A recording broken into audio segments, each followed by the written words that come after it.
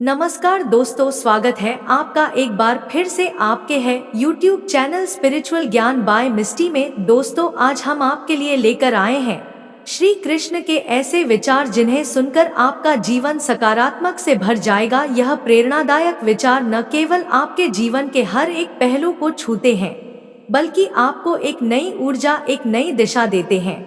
इस वीडियो के माध्यम से हमारी यह कोशिश रहती है कि आप श्री कृष्ण के विचारों से प्रेरित होकर उन्हें अपने जीवन में उतरे। आप देखेंगे कि आपके जीवन में सकारात्मक परिवर्तन आ रहा है। हर कार्य जिसे आप सोचते थे कि वह असंभव है, वह भी संभव होता नजर आता है। जीवन में सफलता पाने के लिए हर दिशा में हमें कठिनाइयों का सामना तो करना ही पड़ता है, और अपनी मेहनत से अपने लक्ष्य को प्राप्त करना यह हमारा कर्तव्य होता है। भगवान श्री कृष्ण जी के अनमोल विचारों का आनंद लें, और आपसे प्रार्थना है कि अगर आपको हमारे प्रयास पसंद आए तो आप उसे लाइक अवश्य कीजिएगा। वीडियो को अंत तक जरूर देखिएगा। श्री कृष्ण जी के प्रेरणादायक विचार आपकी जिंदगी बदल देंगे, यह मेरा विश्वास है। कमेंट बॉक्स में जय श्री कृष्णा अवश्य लिखें और बेल आइकन को भी प्रेस कर दें। चलिए दोस्तों, वीडियो को शुरू करते हैं। श्री कृष्ण जी कहते हैं कि कभी कभी हमारे मन में यह प्रश्न उठता है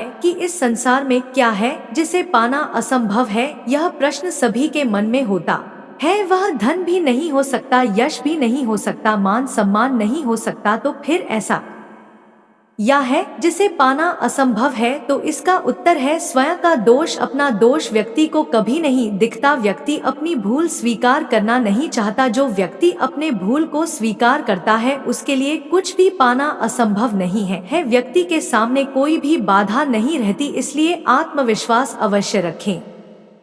हमेशा प्रयास करते रहे कि आपसे कोई भूल न हो। स्वयं का आत्म मंथन भी करें। यदि आपसे कभी कोई भूल हो गई हो तो उसे स्वीकार करें और उसे सुधारने का प्रयास करें। आपका जीवन अधिक शांति में हो जाएगा। श्री कृष्ण जी कहते हैं कि आजकल लोग चिंता बहुत करते हैं, ना किसी बात को लेकर हमेशा चिंतित रहते हैं। उन्हें दूसरों को देखकर उनकी जिंदगी ज्यादा आसान लगती है। वह देखते हैं कि दूसरों की जिंदगी कितनी खुशहाल है और अपनी जिंदगी में वह दोष निकालते रहते हैं। अपनी जिंदगी उन्हें कभी अच्छी नहीं लगती और दूसरों की खुशियों को देखकर चिंता होने लगती है। लेकिन हमें यह सोचना चाहिए कि जिसको भी जो भी कुछ मिलता है वह सब समय के अधीन होता है। समय से पहले कभी किसी को कुछ नहीं मिलता। हर चीज का एक निश्चित समय होता है और वह किसी के हाथ में नहीं है। इसलिए हमें चिंता नहीं करनी चाहिए। चिंता को छोड़कर हमें अपने कर्म पर ध्यान। यदि हमारा कर्म अच्छा होगा तो सब अच्छा होगा। श्री कृष्ण जी कहते हैं इंसान की सोच और कर्म दोनों बड़े होने चाहिए। लेकिन क्या केवल सोच और कर्म बड़े रखने से ही आपको सफलता प्राप्त हो जाएगी? ऐसा नहीं होता। कुछ लोग सोचते रह जाते हैं और कर नहीं कर पाते हैं। वह बड़ा बड़ा सोचते हैं कि मैं यह करूंगा, मैं वह करूंगा, लेकिन वह केवल सोचते ही रह जाते हैं। और कुछ लोग ऐसे होते हैं कि वह केवल बिना सोचे समझे कर्म ही करते रहते हैं और उन्हें भी सफलता नहीं मिलती, क्योंकि उन्होंने कम करने से पहले अपनी कोई रणनीति नहीं बनाई और बिना सोचे समझे ही सभी कार्य किया। यदि वृक्ष को काटना हो तो एक ही दिशा में बार बार कुल्हाड़ी को मारने से ही वृक्ष को काटा जा सकता है। कुल्हाड़ी के बार बार एक ही दिशा में प्रयास करने पर ही वृक्ष कटता है। ऐसा ही हमारे कर्म और सोच के साथ भी होता है। श्री कृष्ण जी कहते हैं कि अपने भाग्य का स्वयं निर्माता होता है। आप स्वयं अपने जीवन को बना और बिगाड़ सकते हैं। कुछ लोग जीवन में ऐसी आदत बना लेते हैं कि वह अपने राह को कभी खोज ही नहीं पाते और रास्ते में भटक जाते हैं। हर व्यक्ति जीवन में ऊंचाइयों को छूना चाहता है, पर वह इसके लिए परिश्रम नहीं करना चाहता। बिना परिश्रम के ही वह सफल होना चाहता है, किंतु ऐसा नहीं होता। अगर आपको अपने जीवन में कुछ करना है तो आपको अपने भाग्य का स्वयं निर्माता बनना पड़ेगा। जब तक आप नहीं सीखते तब तक आप कुछ नहीं कर पाते। अपनी मेहनत के बल पर आप वह मुकाम भी हासिल कर सकते हैं जो आपके भाग्य में नहीं है। परिश्रम वह पूंजी है जिससे मनुष्य अपने हाथों की लकीरों को भी बदल सकता है। इसीलिए श्री कृष्ण जी कहते हैं कि तुम अपने कर्म करते रहो। हम सबके जीवन में कभी कभी पत्थरों का भी योग बनता है। यह संसार कभी ना कभी हम पर पत्थर बरसता है, कभी असफल होकर तो कभी बुद्धिहीन जानकार लोग हमारे ऊपर पत्थर बरसाते हैं, किंतु यह हमारे ऊपर है कि हम उन पत्थरों से चोट खाते हैं या फिर उसे सेतु बनाकर समस्या का सागर पार करते हैं। यह पत्थर प्रतीक है हमारी निंदा का, हमारी आलोचना का। किसी ने हमें बुरा भला कह दिया तो हमें उसकी बात पर कष्ट हो गया और हम रो पड़े। जो व्यक्ति इस निंदा को नकारात्मक में ले गया तो वह कष्ट ही पाएगा, किंतु यदि व्यक्ति अपनी आलोचना को विकास का आधार बना लिया तो वह सफलता के शिखर पर पहुंच जाएगा। इसीलिए हमेशा याद रखेगा, जो व्यक्ति आपकी निंदा करता है, आपको बुरा भला कहता है, वह आपका शुभचिंतक ही हो सकता है, वही आपका सबसे बड़ा मित्र है। कृष्ण जी कहते हैं कि हमें सदैव धर्म के मार्ग पर चलना चाहिए। महाभारत काल में जब पांचों पांडव और समस्त कौरव गुरु द्रोण से धनौर विद्या का ज्ञान ले रहे थे, तब एक दिन गुरु द्रोण ने सभी की परीक्षा लेने का विचार किया। वह सभी को लेकर जंगल की ओर चले गए। काफी दूर चलने के बाद वह एक स्थान पर ठहर गए। वहां एक ऊंचा और विशाल पेड़ था। गुरु द्रोण ने पांचों पांडव और कौरवों से कहा कि वह आज उनकी धनुर्विद्या की परीक्षा लेना चाहते हैं, ताकि वह यह देख सके कि जो उन्होंने अब तक सिखाया है उसमें वह निपुण हुए हैं या नहीं। पांडव और कौरव दोनों तैयार हो गए। गुरु द्रोण ने पेड़ के ऊपर एक नकली चिड़िया लटका दी और सभी राजकुमारों से बोले कि तुम्हें पेड़ पर लगी चिड़िया की आंख पर निशाना साधना है। सभी राजकुमार निशाना साधने के लिए तैयार हो गए। सबसे पहले गुरु द्रोण ने युधिष्ठिर को बुलाया। युधिष्ठिर हाथ में धनुष बाण लेकर आगे आ गए। गुरु द्रोण ने पूछा कि तुम्हें पेड़ पर क्या दिखाई दे रहा है। युधिष्ठिर बोले, मुझे एक पेड़ दिखाई दे रहा है जिसकी शाखाएं फैली हुई हैं, शाखों पर हरे भरे पत्ते हैं जिन पर चिड़िया ने घोंसला बनाया हुआ है।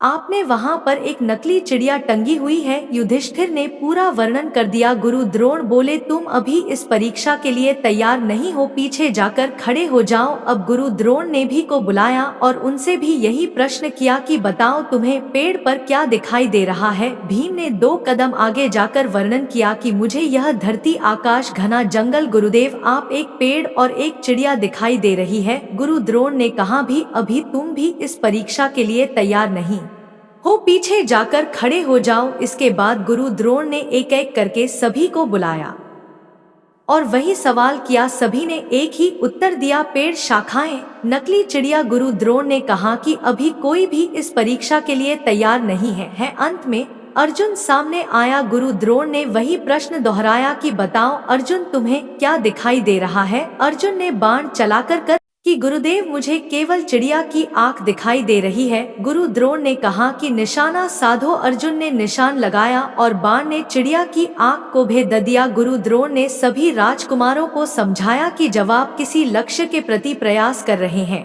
तब आपका पूरा ध्यान लक्ष्य पर होना चाहिए। लक्ष्य के सिवा कुछ भी दिखाई नहीं देना चाहिए। लक्ष्य को प्राप्त करने का यही मूल मंत्र है। एक साथ कई सारे कार्यों में लगे रहोगे तो लक्ष्य से भटक जाओगे और उन्हें कार्यों में उलझे रहोगे। इसलिए अपना ध्यान सिर्फ लक्ष्य पर लगाओ तो ही सफलता को प्राप्त कर पाओगे। श्री कृष्ण जी कहते हैं, अपने मन को हमेशा शांत और स्थिर रखो। किसी भी विषय के बारे में ज्यादा मत सोचो। यदि आप ज्यादा सोच रहे हैं तो समझ लेना कि आप अपनी मुश्किलों को बढ़ा रहे हैं। श्री कृष्ण जी कहते हैं, कोई भी कार्य करने के लिए हमें पहले उसकी रूपरेखा तैयार करनी है। मतलब हमें जो भी कार्य करना है उसकी एक योजना बनानी चाहिए। यदि हम किसी भी कार्य को बिना योजना के करते हैं तब सब कार्य अवस्थित रूप से रहते हैं। कोई भी कार्य हम व्यवस्था पूर्ण नहीं कर पाते। हालांकि भविष्य के लिए चिंता करना हमें व्याकुल कर सकता है। चिंता एक ऐसी बीमारी है जो हमारे वर्तमान को खा जाती है, हमारे मन की खुशियों को खा जाती है। आपने देखा होगा कि जो लोग ज्यादा चिंता करते हैं वह अक्सर दुखी ही दिखाई देते हैं। वह कभी खुश नहीं रह पाते, चाहे खुशी का मौका हो या कोई भी त्योहार हो, वह हमेशा मायूस ही रहते हैं। कोई भी चीज उन्हें खुश नहीं रख पाती क्योंकि उन्हें लगता है कि सारी जिम्मेदारी उन्हीं के ऊपर है, किंतु ऐसा नहीं है। कभी ऐसा होता है कि चिंता की वजह से बना बनाया काम भी बिगड़ जाता है। परिवार में यदि एक व्यक्ति चिंता में रहता है तो वही माहौल पूरे परिवार पर छा जाता है और इस चिंता के घेरे में व्यक्ति दिन रात परेशान रहता है और फिर कुछ दिनों बाद वह है बीमारियों से ग्रस्त हो जाता है, उसका पूरा जीवन तबाह हो जाता है। चिंता है जहर है जो हमारे वर्तमान के साथ साथ हमारे भविष्य को भी खतरे में डाल देता है, इसलिए कल की चिंता करके परेशान नहीं होना चाहिए। श्री कृष्ण जी कहते हैं, प्रेम और सम्मान का भाव सिर्फ उन्हीं लोगों के लिए रखें जो आपके मन की भावनाओं को समझते हो। बात संस्कार और आदर की होती है, वरना जो व्यक्ति सुन सकता है वह सुना भी सकता है। जलो वहाँ जहाँ जरूरत है, रोशनी में दिए की जरूरत नहीं होती। जिंदगी को समझना बहुत मुश्किल है। कोई सपनों की खातिर अपनों से दूर रहता है और कोई अपनों की खातिर सपनों से दूर। दुनिया का यह दस्तूर है कि लोग इतनी जल्दी बात नहीं मानते जितनी जल्दी बुरा मान जाते हैं। वक्त की बात होती है, मन को झुकाने की बात होती है। मात्र सर झुकाने से परमात्मा नहीं मिलते। कोई इतना अमीर नहीं कि अपना पुराना वक्त खरीद सके और कोई इतना गरीब भी नहीं है कि वह अपना वक्त ना बदल सके। रात सुबह का इंतजार नहीं करती, खुशबू मौसम का इंतजार नहीं करती। जो भी मिले उसे खुशी खुशी स्वीकार करो, क्योंकि जिंदगी वक्त का इंतजार नहीं करती। ज्ञान धन से ऊपर है, क्योंकि ज्ञान की तो मैं रक्षा नहीं करनी पड़ती और धन की रक्षा करनी पड़ती है। कृष्ण जी कहते हैं, झुको उतना जितना सहन कर सको। बेवजह झुकना दूसरों के अहंकार को बढ़ाता है। कभी थक जाओ तो आराम कर लेना, लेकिन हार मत मानना। कामयाबी कभी बड़ी नहीं होती, कामयाबी पाने वाला हमेशा बड़ा होता है। अपनी कमजोरी किसी को ना दिखाएं और ना ही कमजोर बने, शक्तिशाली बने। हमेशा विश्वास रखें कि ईश्वर आपके साथ है, वह सदैव आपको देख रहे हैं और आपकी सफलता पर खुश हैं।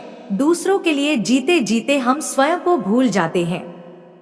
अपने लिए समय निकालो, खुद से बात करें, अपनी आत्मा से बात करें। खुद को समस्याओं से इतना ना उलझा ले, सुलझा पाना मुश्किल हो जाए। अकेलेपन में आप खुद के ज्यादा करीब होते हैं। स्वयं को महसूस कीजिए, मन को सांसारिक चीजों से हटाकर आत्मा का विश्लेषण कीजिए। आप अपने आप को हल्का महसूस पाएंगे। श्री कृष्ण जी कहते हैं, ना तो अकेलापन बुरा है और ना ही भीड़, बस जरूरत है संतुलन बनाने का। यदि आप अकेले हैं तो उस अकेलेपन को अपनी ताकत बनाइए। लंबे समय तक अकेले रहने वाले लोग खुद में ऐसी क्षमता ढूंढ लेते हैं जो आम लोगों में शायद ही होती है। जब आप हद से ज्यादा मोबाइल का इस्तेमाल करते हैं तो आप उसकी क्षमता को खर्च करते हैं और उसकी बैटरी डाउन हो जाती है। ऐसा ही कुछ हमारे साथ भी होता है। जब हम लोगों से बहुत अधिक घिर जाते हैं तब हम अपनी ऊर्जा का ज्यादा इस्तेमाल करते हैं और अंततः हमें थकान हो जाती है।